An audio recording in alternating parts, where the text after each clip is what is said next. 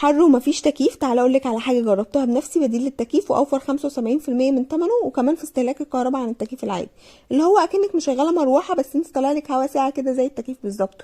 هو مبرد الهواء من ميانتا، بصراحه طوق النجاه في الحر، في 3 سرعات ووضع تبريد بالميه والتلج يخلي الهواء كده طالع لك ساقع كانك مشغله تكييف. بس مهم يكون في مكان فيه تهويه، يعني مثلا وراه بلكونه او شباك مفتوح، او يكون الريسبشن فيه اكتر من فتحه تهويه، او المكان اللي انت حاطاه فيه. انا عن نفسي بحطه عادي حتى من غير ما يكون وراه شباك او بلكونه، وبيديني نتيجه التكييف وبسقع وبتغطى، علشان الريسبشن عندي واسع وفيه تهويه كويسه جدا، وبيشتغل بالميه العاديه، مش لازم تكوني حاطه ميه ساقعه. بس عشان تزودي السقعيه حطي تلج في المكان اللي فوق، بيكون جاي معاه كده ازازتين بلاستيك تحطيهم فيهم ميه وتحطيهم في الفريزر وبتحطيهم في المكان اللي فوق دول.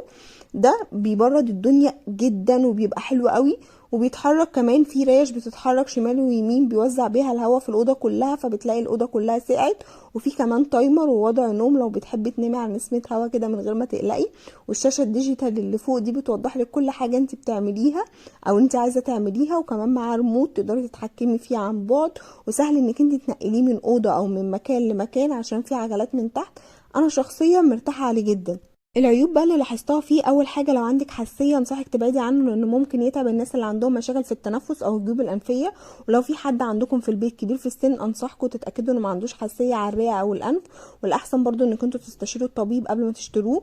تاني عيب ان هو صوته بيزيد مع السرعه، اول سرعه صوتها هادي، لكن لو زودتي السرعه بيبتدي يعلى في الصوت. بس بصراحه انا عمري ما زودت عن اول سرعه، لانها اساسا بتسقع جدا وبتضغطي، بتحسي انك انت قاعده في تكييف جامد.